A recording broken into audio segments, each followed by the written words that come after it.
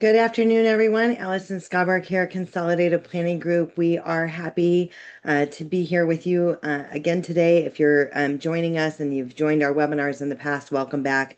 We're certainly glad you're here. If you're joining us for the first time, certainly welcome. We are glad that you're here and are going to listen in today. We're going to be hearing from Cheyenne Jock as it relates to the checklist for gaining employment for our loved ones with disabilities. She is with Best Buddies.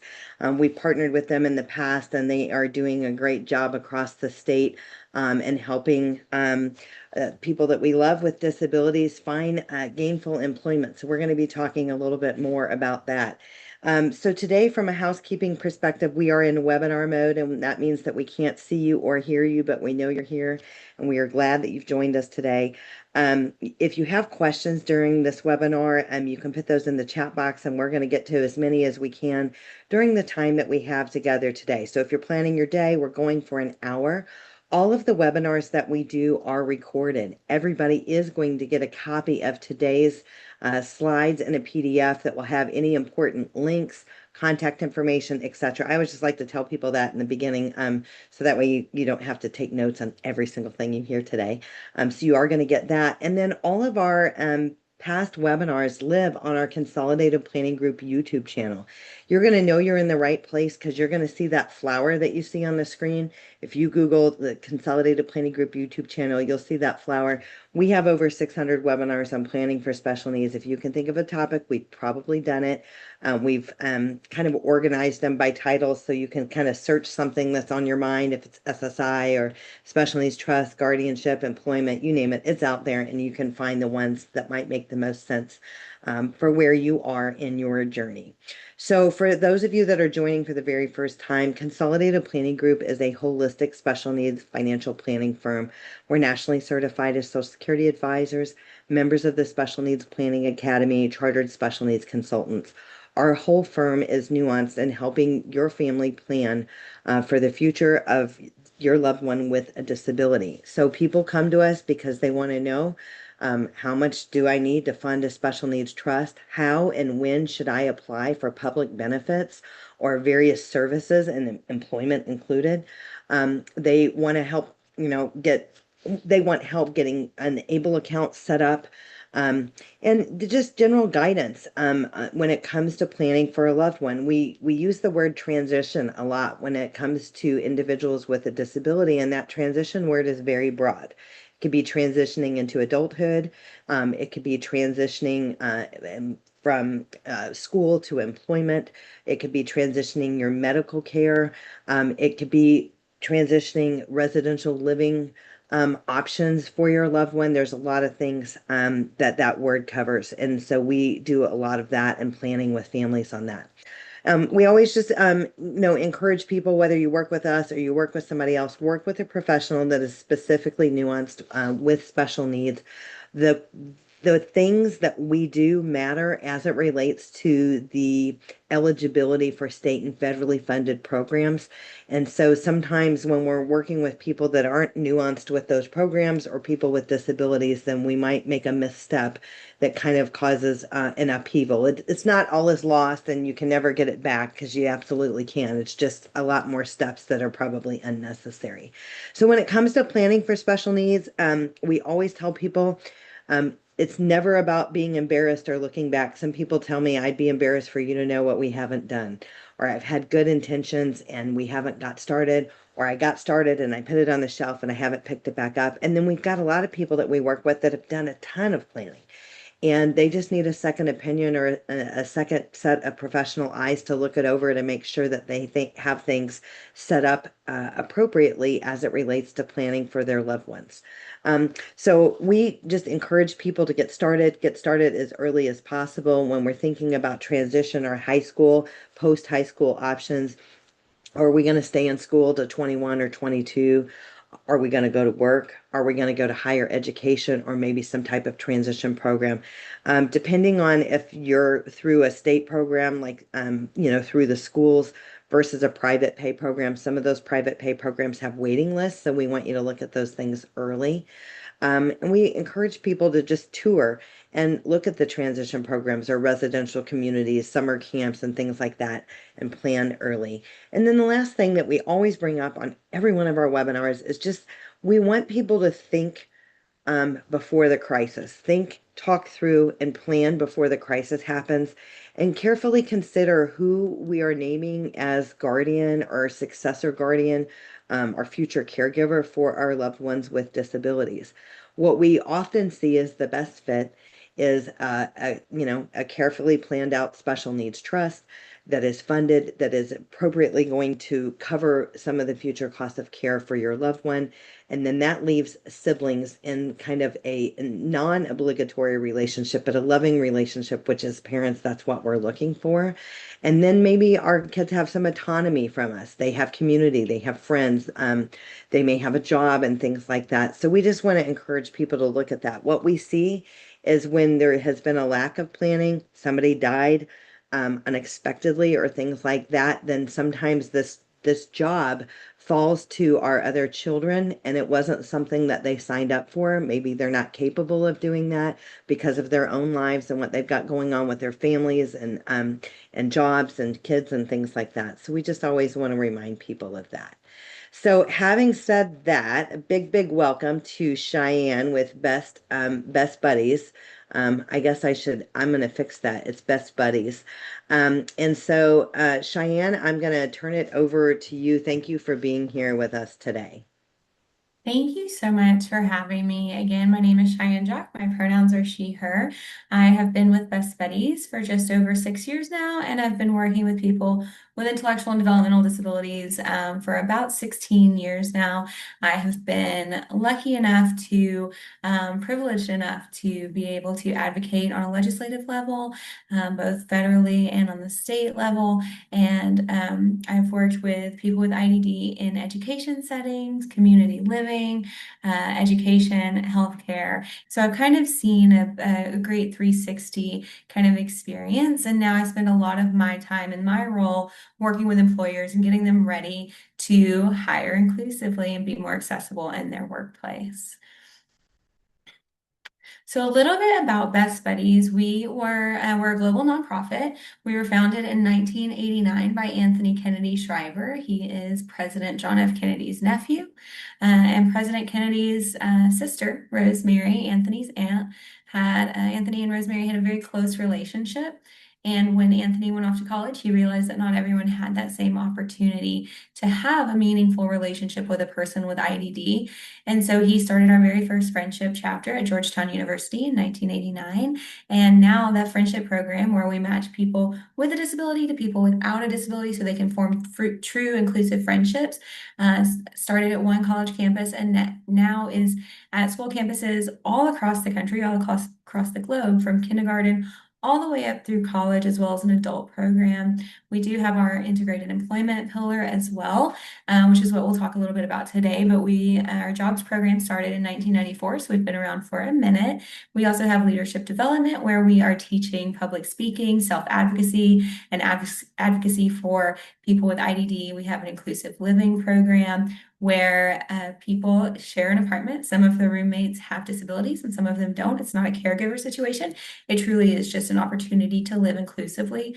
We also have our family support program, where we match families in the community who may have just received a diagnosis. Maybe they're not sure where to start. So we can match them with another family who's been through a similar circumstance or similar experience. And so they can get to know the support and resources in their community. And not mentioned on here, but it is our newest pillar that we just launched. And that's our travel program, where we're teaching people with IDD how to travel independently. But our mission at Best Buddies is to end isolation for people with IDD, and our goal is to put ourselves out of business. So we work really hard in all areas of a person's life.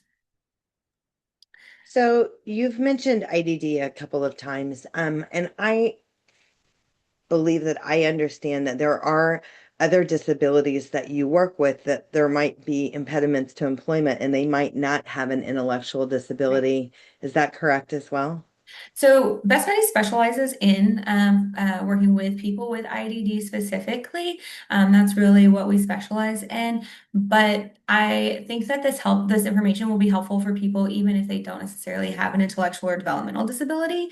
They can still get great information from this. We just might not be the perfect provider for them because we do specialize in IDD.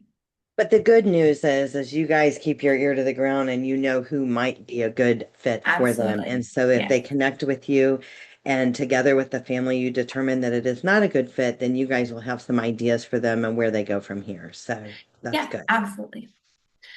So where do I start? This is a question that we get asked a lot. Where do I even begin? And we know that sometimes, especially when you've been in the school system, the school is really guiding that journey and telling you kind of what to do and what you need to do next to prepare for the next grade level or the next school year. But then you graduate and maybe that guidance really isn't there anymore. And so a lot of people graduate to the couch is what we call it, because they don't necessarily know where to go after that or what resources exist after that. And it can be such a tricky system to navigate because you sometimes have to know what you're looking for, or what to ask for to receive those services. So hopefully you guys get some good takeaways, and kind of have a general plan when you leave here today. But step one is identify your support team. So if this is for yourself or for your child or loved one with a disability, you want to identify that support team and get that in place. Who is going to be helping with transportation once you have a job, or going to interviews? Who's going to help you manage your money? Do you have a bank account set up already? What does that look like? How are you going to pay taxes? Are there people in your network currently that help you do those things? Also, your schedule and time management. If that's something that you need support in, you need to go ahead and identify that early. And also, this is a great opportunity to build your network. Understanding who you know currently in your current network is really important because you're going to rely on them to help you find a job. We all rely on our network of people. I have friends in different career fields, so if I was looking for a job or a resource in another area, I would be able to reach out to them and see who they know and who they could connect me with. So this is a great opportunity to start, just to find and identify who is part of this support team and who is really committed to helping you on this journey. We all need help on this journey, whether we have a disability or not. But if you have a disability, there are obviously some things that we need to kind of plan for before we get started, because we would hate for you to jump straight into finding a job when you don't have the transportation lined up. So step two is explore your interests and skills. You can do this through researching. And what does research look like? Research can look like just Googling and reading things about it. There are some resources and websites that I have listed at the end of the presentation that can kind of help with that research, but it's also a good opportunity to, my favorite thing to do is to go into a business, and even just pretend I'm a customer and look around. So the next time that you're at a restaurant, sit down and identify all the different jobs that you can see. There's someone bussing the table. There's a hostess. There's someone who is serving the food and bringing the food to you. There's your waiter, which may be a separate person altogether. There's someone working the bar. There are dishwashers and chefs and sous chefs and all kinds of jobs all around us. So that's a great way to research, is just to sit and observe. When you're out shopping, if you go to a mall, look at all of the different jobs that exist in a mall. There's people working retail, there's people working in the food court, there's people that are working admin or security roles for the mall. So you can really just start by looking around what's around you right now in your community. When you drive down the street, are there businesses around that are interesting to you? And again, going back to that networking piece, this is a great opportunity for you to find networking events, go to job fairs, meet people in the community who are doing things that you might be interested in doing. This is not committing to that or saying that this is what you're going to do, but getting to know people is a great way to understand whether you might be a good fit for that role or not. I think back to, I had a participant I worked with many years ago. I was his job coach. and he loved to eat Chick-fil-A.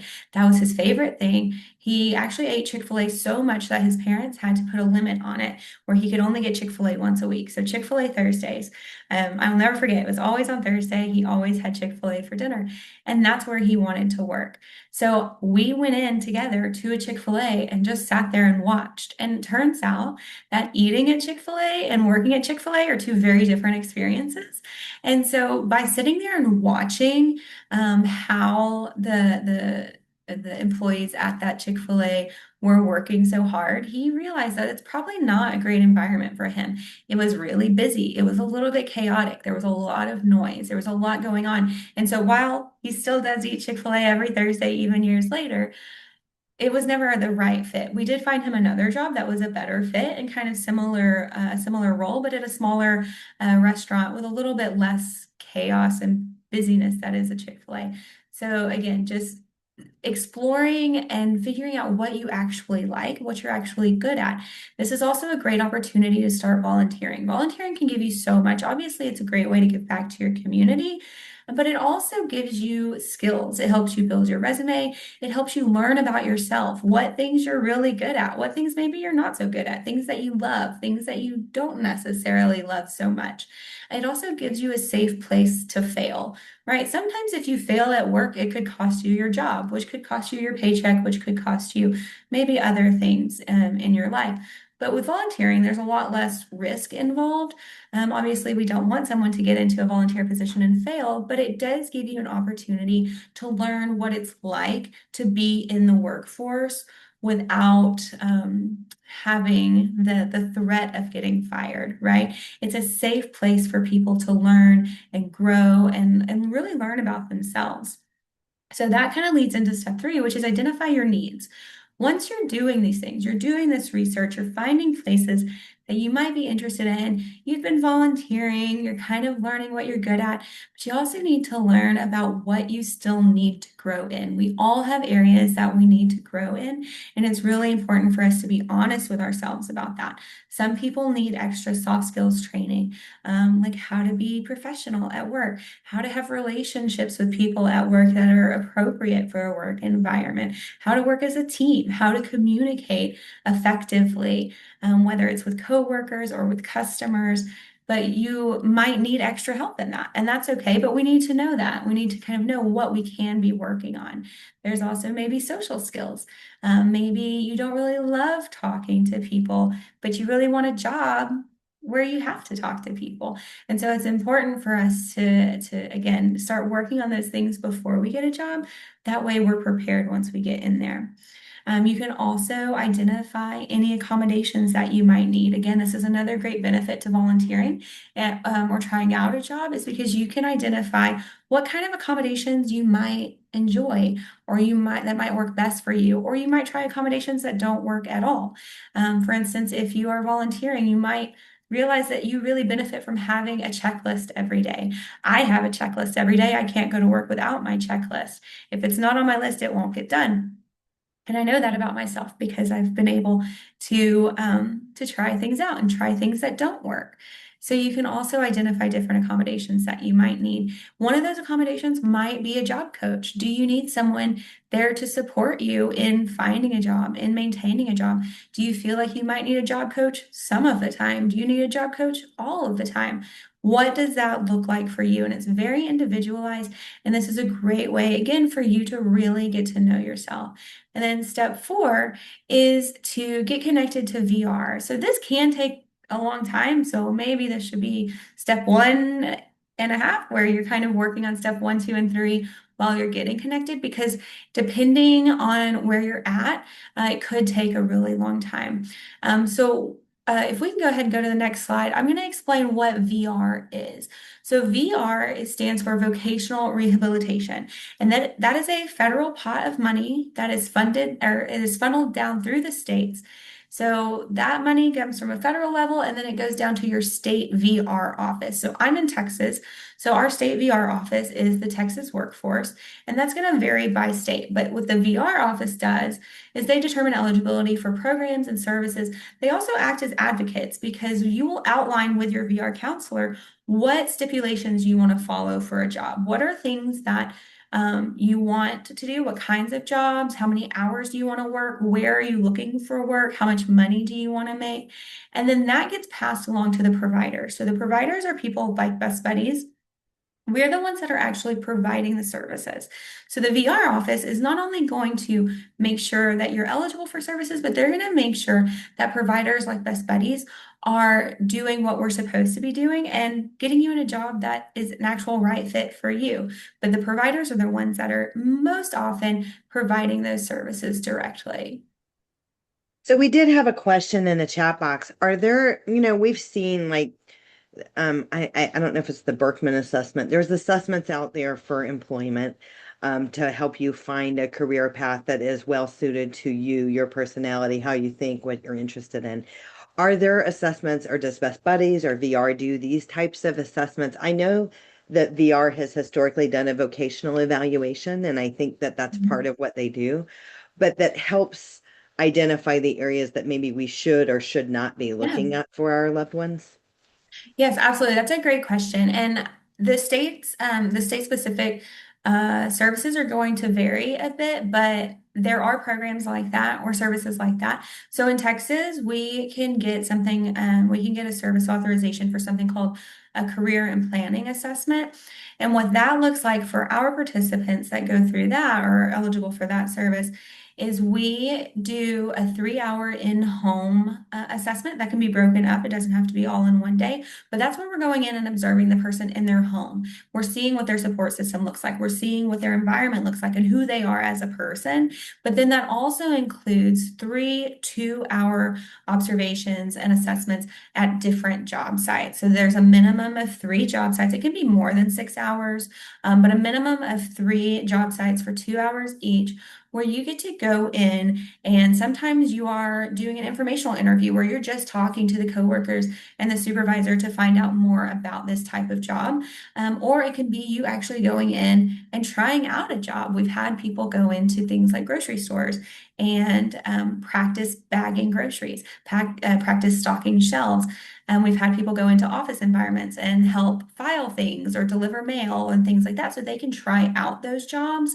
And it is a great tool. I think that I recommend that to everyone because I feel I go back to when I was 19. I kind of have a similar experience as a Chick-fil-A. I really wanted to work at a spa, a big fancy spa, and I got the job and then I hated it because again, working there and being there as a customer, it's a huge difference. So this gives people an opportunity to really go into a job site and see if they can picture themselves there, if it's something that they actually enjoy. So in Texas, the Texas workforce, if that's something that you're interested in, you can ask for a CPA, it's career planning assessment. But again, that's going to vary by state, but you can talk to your VR counselor about what services they have available for that. But the bottom line is whether you're in Texas or you're from any other state, there is a vocational rehab program in all the states. Yes. And that whole program is designed to close the gap on impediments to employment for people with disabilities. And they do have deep pockets, state and federally funded programs. But I always just like to mention, because we're always real on our webinars. There are some people that are here today that have been connected with VR that maybe hasn't had a good experience. Maybe their counselor never called them back. Maybe they got started and did the testing and then crickets, any number of situations. And anytime that we're dealing with a state or federal entity, there is that component to that. They are working really hard. They have had staffing issues. There have been issues since COVID. But the cool thing about Best Buddies is they're in kind of an authorized organization through VR. So if you have had problems, like with the employment piece through VR, that is a piece that could be taken over by Best Buddies, and they can run with you on that. So I know you're going to talk more about that, but I just always like to encourage people that even if you have, listen, I got kids with disabilities. I've been down this highway. I could write the book on this. And I get it, but I would just say don't get tired and don't give up, because there are services out there. There are options for our kids to dip their toe in to see what they're good at. There are training programs and other things for them to close the gap on those impediments that are identified when they do an assessment. So part of the whole assessment is what are the issues? What are the gaps? Like, and how do we close those gaps? And I think that that is all an important piece. And to your point, Cheyenne, when you're starting your first job, whether you're 16, 18, 19, whatever it is, we're all learning. It doesn't matter if you have an intellectual disability or not. We're all learning appropriateness in the workplace, how to get things done, how to communicate with others effectively, how not to lose our cool.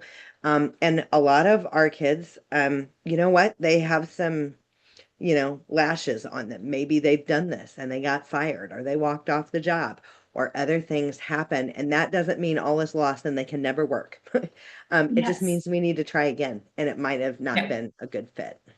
Yeah, I always tell people just because it's not the right fit doesn't mean that you can't work. It just means that you might just need different support. And I also want to hit on, because I know that we kind of talked about this a minute ago about how Best Buddies works directly with people with IDD, but vocational rehab is such a big program. It is not specifically for people with IDD. There are people who have learning disabilities or maybe a lower income bracket or a veteran. There are services out there. You just have to show that there is a need and a gap between you obtaining and maintaining your employment. And yes, I will touch on this a little bit later, but it is VR, it is a government agency. They're overworked, they're understaffed, and it's typically not the most pleasant and experience dealing with any government agency. But like you said, Best Buddies, providers like us, we're actually paid to deal with them. I never mind being the squeaky wheel. And sometimes it just means knowing the right person to copy on an email to get a response or the right verbiage to use to get a response. It can be really tricky. But they do, like you said, have so many resources available and so many different programs that I still encourage, even though it might not be the most pleasant experience in the beginning. Once you get connected and are moving through the system, there are a lot of resources available.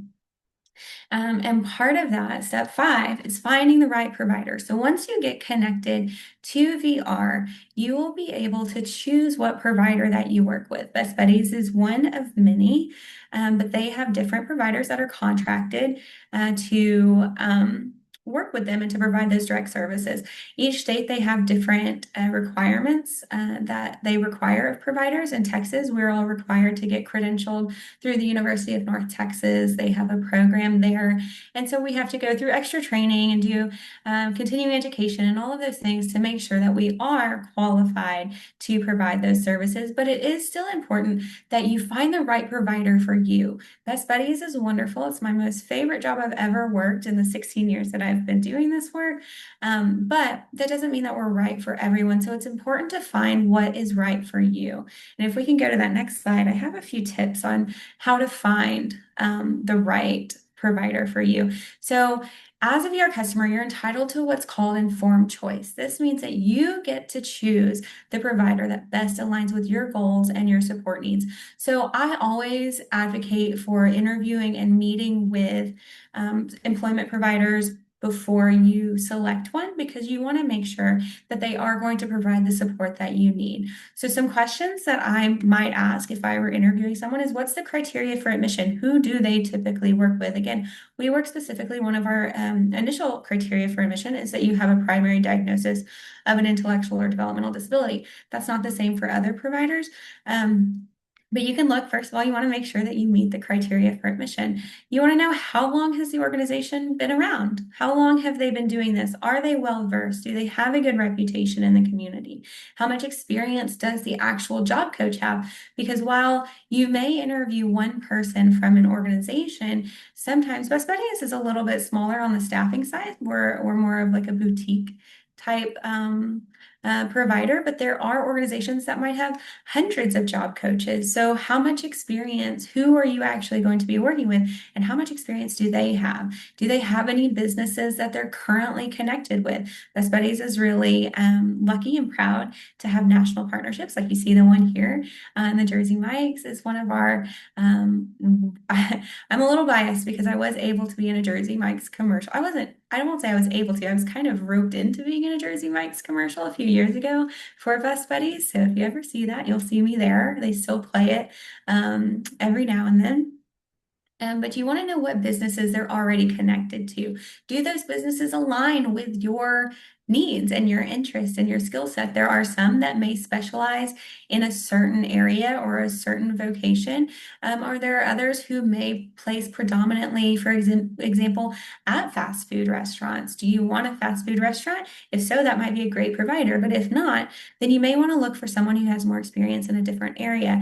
At Best Buddies, we take a really customized and individualized approach. So we do work with all kinds of employers. We do have fast food retailers. We have, I was just at a national partner work site visit yesterday and assisted. It's a luxury assisted living facility that hires our participants. We have people who work in offices, people who work in retail, people who work in childcare and animal care. We have a very big variety, but that's something that you should know kind of going in is who they're currently partnered with and what do those partnerships look like? And then what does their support look like? What does the support look like short term? What does it look like long term? And I bring up this because for VR, again, we are paid through VR so that our services can be free for our participants and our employers that we support, but they don't pay forever. So again, it's going to vary by state, but in Texas, most of our participants and our funding stops about around 90 days of employment. But we know the 90 days of employment is really nothing. Anything could happen. And so we are structured in a way that we can provide long-term unfunded support. So even when the Texas workforce stops paying us, we can still stick around. And I'll talk a little bit more about what our process looks like. But that's something to know is when will their support end? How long is their funding? Because most providers are not going to be able to provide that long-term support. They're going to probably leave and stop supporting once that funding stops. So that's something that you should ask. What does support look like short-term, long-term? What does support look like before you get a job? Are they helping you build your resume? Are they helping you work on soft skills and interview skills, social skills? Are they doing transportation training? Is that something that they offer? So again, this is where it really becomes important to know what your specific needs are so that you know if the provider is the right provider for you. What does the support look like after you've gotten the job? And is there any support for the employer? That's a big one that we hit on, which I'll talk a little bit more when we talk about our process, which I believe is the next slide. Yes. So again, every provider's support system or support journey is going to look different. This is just an example so that you can kind of get an idea of what it could look like. This is what we do at Best Buddies. So once we get the referral from the Texas workforce, we do an introductory meeting and an orientation. That's just so that they can get to know who we are as an organization. They can get to know what our expectations are. We have, code of conduct for our employment consultants and our team, as well as our participants. We go over things like sexual harassment training, abuse and neglect training, things like that. So in those first initial meetings, we're doing some paperwork and really getting to know people. Allison, did you have a question I here? just want to know if someone has a kid that's not connected to VR or they prefer not to be connected to VR. Is there a private paid for service that Best Yep. Buddies offers where a family wants to just pay for this service out of pocket and cut the layer of VR? Yeah, absolutely. So we do offer that. We have not had anyone in Texas since I've been here go that route because we do have to charge the same amount that we would get paid from the Texas workforce, and which could be anywhere from about $4,000 to $6,000. So it can be kind of pricey out of pocket. But if someone wanted to do that, I know there are other states in Best Buddies that have done that as well. And we, like I said, we do have it as an option. But I do typically recommend people go through VR only because there are so many resources available. Once you are in the system and you know how to access those resources, there are so many things that they offer. But again, getting plugged in with the right provider who can help you through that process, who can help advocate for you. I've gone to our VR counselors and said, hey, our participant does not need this service. This is actually the service they need. And sometimes they don't need, the VR counselor doesn't even know that those services exist. So I think making sure that you get put with the right provider so that you can find access easier to those resources is key, but we do have a private pay option as well. Okay, so after we do that initial paperwork, we are going to again do an assessment. So even if you don't need the full 9 hours of assessments at the workplace and things like that that I mentioned earlier, we're still going to do an assessment so that we can see what your skills are, what your interests are, what your goals are, what are your challenges, how do you learn best, what does your support system look like? We want to know all of the things that you figured out when I was talking about those first few steps. We're going to go and figure all of that out too. We want to learn all about you because we want to make sure that we find the right job for you and one that you actually enjoy. We'll also set some goals. Do you need to build a resume? Do you need to practice your interview skills? Do you need to learn how to use public transportation? What does that look like for you on your journey to getting a job?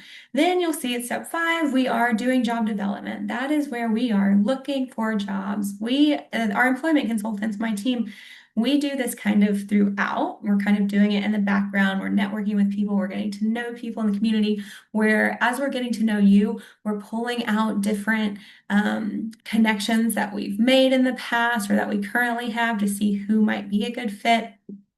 And we are also helping you fill out applications. We're helping you go to interviews, all the things that you need to go to work. And then we have that new hire support. This is where we are helping you fill out all of that onboarding paperwork when you start a job, all of the boring paperwork and all of the training videos. We're helping you navigate that. We're helping you set up any natural supports or accommodations that you might need. We're helping you make sure that you know what you're responsible for before we leave. We do follow along coaching. Best Buddies, like I said, we're smaller when it comes to staff. So you do have to be, in our program, you do have to be able to work independently on the job site. Again, if you're not able to work independently and you need a long-term job coach, that doesn't mean that you can't work. It probably means that Best Buddies might not be the right provider for you. But again, going back to that, making sure you find the right provider because there are providers who can stay with you on the job site. I actually just spoke to someone yesterday, an employer, and they had a person hired there who had a job coach there every single day. We again do ask that you are able to be independent on the job site because of our staffing, but we still offer that follow along support. So we fade out after we make sure that you're comfortable at the job. We can see that you know what you're doing and you don't need that much help. We start to fade out. So sometimes that's after the first few weeks, sometimes a little longer, sometimes a little shorter, depending on the person, depending on their experience, depending on the job. There's a lot of factors, but again, we take a very individualized approach. So what we do with one participant might look a little different. The journey is typically the same, but the kinds of support that we provide might be a little bit different from participant to participant. But we do offer that follow along coaching. Like I said, we stopped getting funding around 90 days, but we know that maybe you've been there a year and you get a new manager and that changes things. So we can jump back in and provide that extra coaching. Or we've had participants who have gotten promoted. And so they had some new skills that they wanted to learn and need some help with that, we can always jump back in. Once a person has been placed with minimal support for at least a year, we can consider them graduated, but even still, they never leave our program. We have people who've been in our program and employed for 6 or 7 years, but we still check in on them at least once a quarter just to make sure that they're doing okay. And not only are we supporting the participant, but we're also supporting the employer. We are doing, like I said, most of my job is spent doing employer trainings.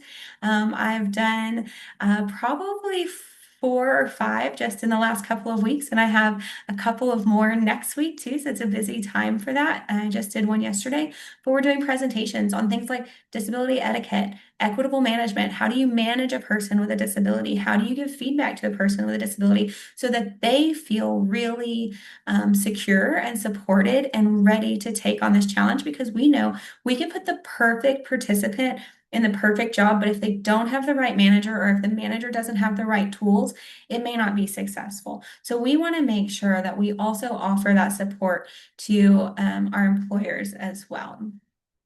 So the bottom line is even if they get a job and they don't need your services anymore, if that changes, and this is similar with VR too, they can always come back. Yeah. So if the situation changes and what was ideal is no longer ideal, then they can get back involved in the future. So one person says, our VR counselor says my son cannot get services until he does the pre-employment training services. But the only pre-ed services they give us any info for are long virtual classes that our son will never sit through. The only in-person camp I found was canceled. Do you do pre-ed services or have any insight on how we meet this requirement? So we do. In Texas, we aren't doing it currently, but Best Buddies as a whole, we do have certain states that are contracted to do pre-ed services. And a lot of the times pre-eds is also done in a school setting. Uh, and it can be, I've seen people do it online. It's never it's never as engaging. I don't want to knock those programs because they are really beneficial for some people, but for some people who struggle in a classroom environment and who are ready to go to work, sitting in front of a computer screen is not going to be beneficial. And I think that's where it comes in to really advocating and asking for job placement. And sometimes VR counselors don't necessarily like when we advocate for a change in what they want. Um, so I think that there's two parts to this question. So or there's two possible answers. So if you really feel confident that they are job ready, I would advocate that they go into a job placement service, maybe with a little, even with extra support, extra job skills training. Um, that's an option. Pre-ETS is not the only option, but pre-ETS is often for those people in that transition from high school to adulthood. That's for people who are 14 to 22. And so sometimes when they fall in that range, it can be tricky. They still can be eligible for other VR services that you may just have to prove that they are work ready. And if they're not work ready, are there other things that they can do other than the pre-ETS courses? Like, can they do volunteering? Are there other services that your VR office offers? For instance, I know that summer is wrapping up, but in Texas we have the Summer Earn and Learn program where people are going to job sites and getting job ready on the job site. Some of those programs are like that. Some are more classroom style. So I would ask if there are any other alternatives to pre-employment services that don't involve a classroom setting, more on the job and hands-on experience. Okay, let's see. Are the employers informed, notified that the applicants have a disability? Should the applicants share that they have a disability? Do the employers receive any financial benefit by hiring someone with a disability? And specifically asking regarding a learning disability, ADHD, that doesn't present necessarily like a Right. disability. Right. This is a great question. So when you talk about disclosure, disclosure is a very personal choice. It's going to vary from person to person whether you feel comfortable disclosing or not. You don't have to disclose until you need an accommodation. If you need an accommodation, the employer may ask you why, and so you may have to disclose then. However, you don't have to disclose. Even on applications, and if it says, can you perform this job with or without accommodations, and do you have disability, you don't necessarily have to disclose on that form unless you want to. I typically don't on an application. If I'm being honest, I typically don't because sometimes those are screened out because of stigma. And again, that's why my job exists. I'm going in there and trying to break down those stigmas and those misconceptions. However, if you do need an accommodation, they may ask you why. Specifically in the beginning, if you need an accommodation for an interview, they may you may have to disclose during that time. Now, if you're working with an employment provider or a job coach, sometimes that automatically discloses for you. We don't come out right and say this person has this specific disability. We don't ever do that. We don't disclose that information. But if they Google Best Buddies, they can see who we are and what we do. So it's kind of an unofficial disclosure when if I call on behalf of Best Buddies and say I'm a job coach. So I think that that's a really personal decision and something that you should really talk about. If you're working with a job coach, you should really talk about that and how that's going to be handled up front. I've had participants who don't want us at the interview and who don't want us at the job site, and that's okay too. We can provide training and support outside of that so that people don't have to know that they're working with a job coach. People don't have to know that they have a disability. The main part when that comes up is when you are requesting an accommodation. Did I answer all of So the parts to that question? yes. Okay. So one person said they told me that he isn't eligible for Earn and Learn program until he does pre-ets. And I feel like we're going in circles. So we did pre-ets with one of my kids, and we went to a place, I think it was in Stafford, and it was helpful. It actually was helpful. And then after a few days, she felt good about it and kind of was making some connections with people and stuff like that. But at first, she was adverse to doing this. And but we did get through it. And the modules that they had her doing were modules that they identified through that the vocational evaluation that these are the impediments for her and employment. And so, as much as it was like, time consuming, we didn't necessarily want to do it. I do think that there was value in that. Or But like Cheyenne said, maybe you can work through that. If you're having a problem with your VR counselor or with the services, there are managers. You can get escalated. You can get a new counselor. You can ask for a change in your IP. I'm sorry, it's not an IEP. IP, the uh-huh. individual employment plan is what it is.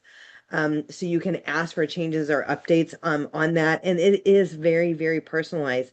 So for the issue that you may be having, somebody else may not be having that issue at all. So just keep advocating, and you know your kid best and what might work or not work. And maybe they can find an internship or a kind of a volunteer or kind of a dip your toe in kind of environment that might be a good fit. There are definitely different pre-employment services as well that again aside from pre-eds, again I've taught pre-eds classes and there are different courses I guess within that program. So there may be a specific course on disclosure, or there may be one that's just about soft skills, but there are other programs, even pre-employment programs that exist. But like I said earlier, sometimes because they do have a lot of turnover at these VR offices. Sometimes you get someone who's never worked with an adult before. I've been seeing that a lot lately. We've had transition counselors reaching out, and we're like, well, we don't really know how this adult program works. What paperwork do you need from us? And so sometimes we have to actually guide them through the process. And so you may also run into that where you have a counselor who's telling you information that just may not be accurate, and no fault to their own. But like I said, they just have a high turnover. So training and understanding all of the services that they offer can be really challenging for a new VR counselor. So, yes, like Allison said, I would definitely keep advocating for that. Was there another question that we wanted to tackle before we jump into This the rest? says, does this program help those that need accommodations for those that have EDS or POTS? If not, what programs are there that can assist with people who have accommodation needs or Yeah, physical disabilities? we definitely have people in our program, even though they have IDD, they may also have a physical disability as well. We've worked with people who have POTS and EDS.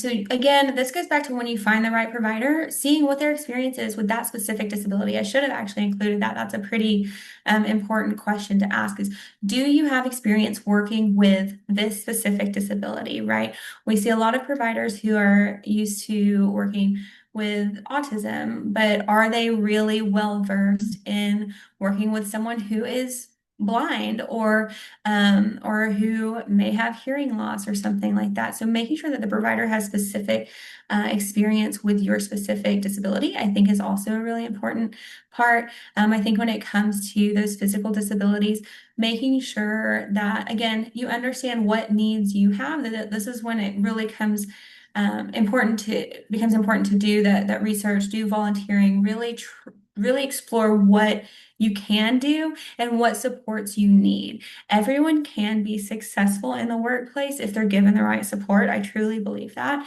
It's just finding the right support that works for you and making sure that when you are meeting with an employer, especially if you're working with a job coach, that the job coach is working with the employer so that they know how to work with your disability as well and how to accommodate you best.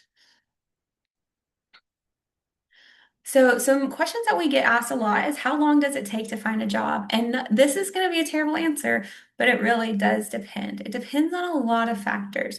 In Texas, the Texas workforce, just getting through their process, every step of their process, they are allowed a certain number of days before they have to move on to the next step of the process. They have deadlines. Do they always follow those deadlines? No. But if they did, if they used every day that they are allowed, it could take up to 6 months before you're even passed along or assigned to a provider. I've seen it go way faster. I've seen it go way longer.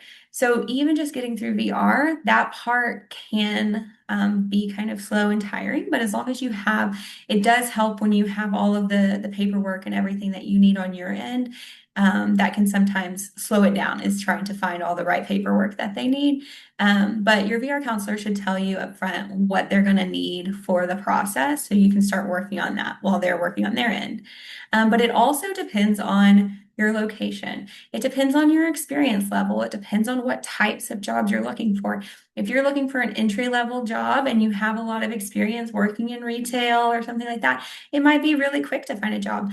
But if you are looking for a really specific niche job that we've had people, like we had a guy who wanted to grade trading cards, and I'm sorry if that's not the right terminology. I don't know anything about that. And so we ended up passing him on to another provider because we don't have a lot of experience or connections in that area. And it was a very niche job. So it's going to take a lot longer than it would for someone else, right? So there's not really an answer on how long it takes. Especially right now, I'll be really honest, the economy right now is not great. Across the board, we are seeing this. We've had calls with our entire national team at Best Buddies just to address and brainstorm what we can do because the economy is not great and because people are just not hiring. So it can take some time.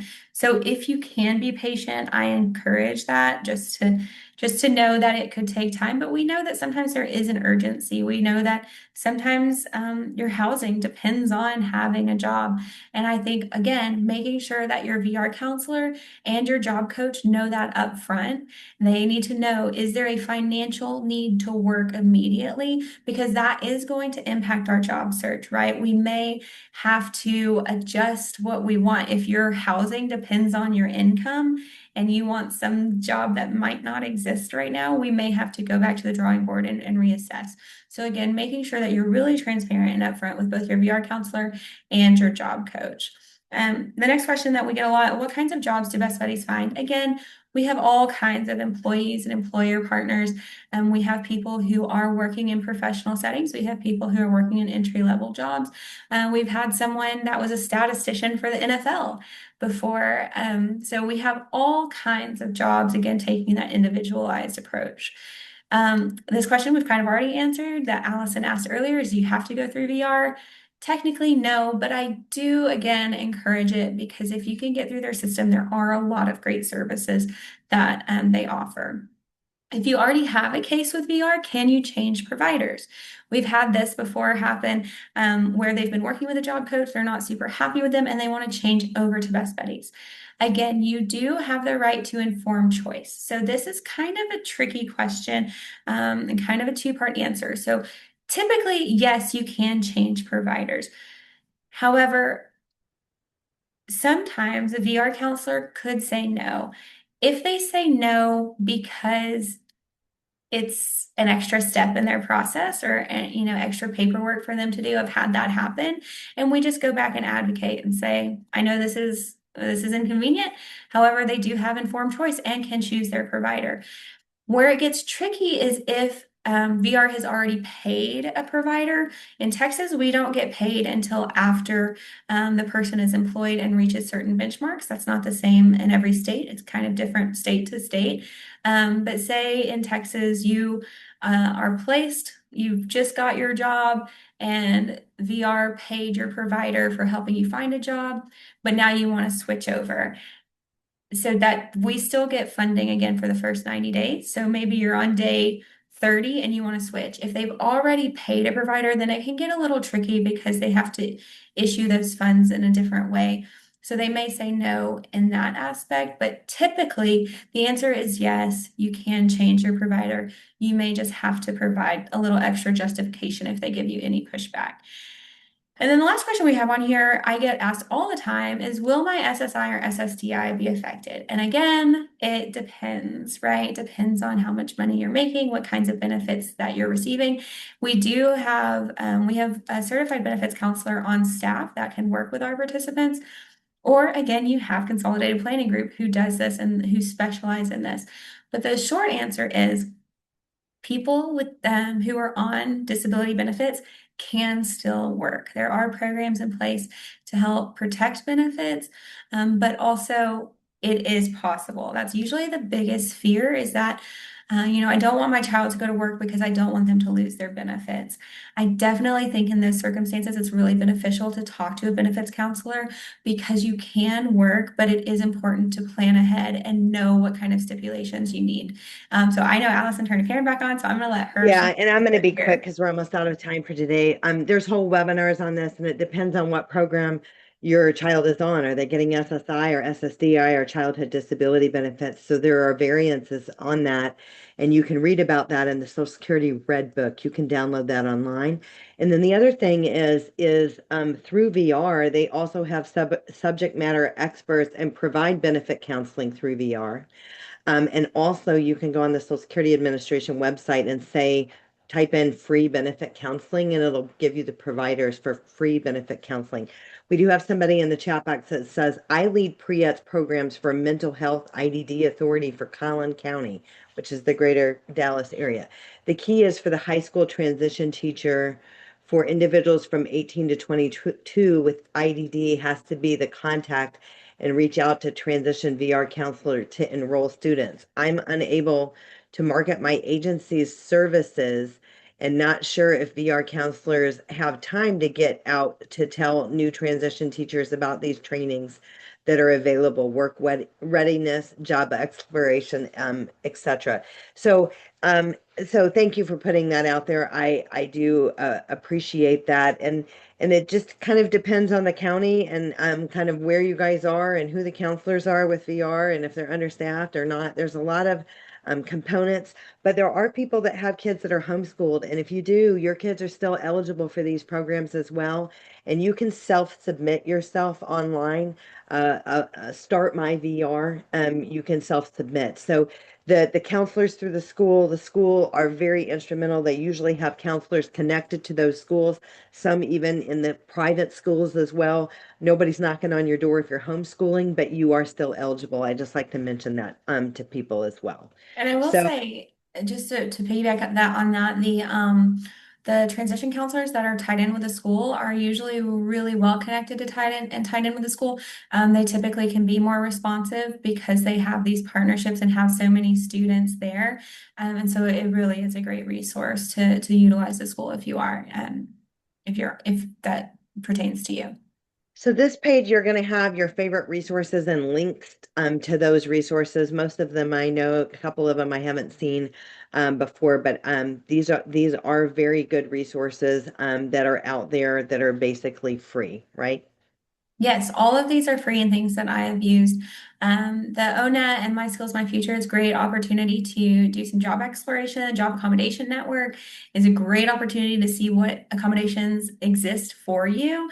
I think it's a great resource there. The Texas Reality Check is just a fun one to see how much money you need to make to live independently. And then the last one is just kind of a fun one. What's your learning style? And something I think is great for us to know about ourselves. when we're working with a job coach is to say, this is how I learn best. I learn best by hearing the instructions. I learn best by seeing it done first. I learn best going step by step with someone beside me. So really understanding what your learning style is just a fun extra support, an extra way for us to support you. I like the reality check. I did that with one of my kids, and I think it's really good. Helping them reach their goals. If your kid's telling you, "I want to live on my own. I want my goal is to have an apartment one day," or whatever. How do we get there? How do I help you reach your goals? Let's start with this reality check, Yep. and then let's build out a plan to help you get there. Is what we did, and it was definitely helpful. So this is all of the contact information we've got statewide. DFW, Houston, Austin, and reach out. So wherever people are in the state, they can reach out. You will connect them to those resources, correct? Yep, absolutely. Perfect. Okay, so everybody's going to get a copy of today's slides, a link to the recording. We always have the things to keep on your radar. That's going to come through when you guys get a copy of the slides. You're going to have a link here for our upcoming webinars that you can register for in the future. They'll be by topic, so you'll know the topics that you're interested in and can register that way. We have introduced our new SSI, SSDI application support. It's an advocacy and education service and helping people know what to apply for and when, how to apply. We kind of take the heavy lifting off of that, off of people. So that is a paid for service that we have added this year with CPG. So if you need help in applying for these public benefits, then let us know. We do work on a collaborative team here, so if we work together, you get me, but you get other members of our team as well. I know a lot of you have attended our webinars in the past, and myself, and Michelle typically do the webinars with our partners. And there may have been questions today that we didn't get to. We ran out of time. This QR code, if you hover your camera over that, that will take you to our calendar where you can schedule your free personalized consultation. So if you had questions that didn't get answered today, or you want to take a deep dive on, a second opinion, or picking up where you left off, or just getting started when it comes to planning for the future of your loved one, reach out and we'll be happy to chat with you and kind of talk through what you've done so far and kind of where we need to go from here. So I know we're out of time. Let me see if I had any other questions. All the questions are good. Lots of thank yous. Thank you guys for being here today. Certainly our pleasure. Cheyenne, thanks for being back with us.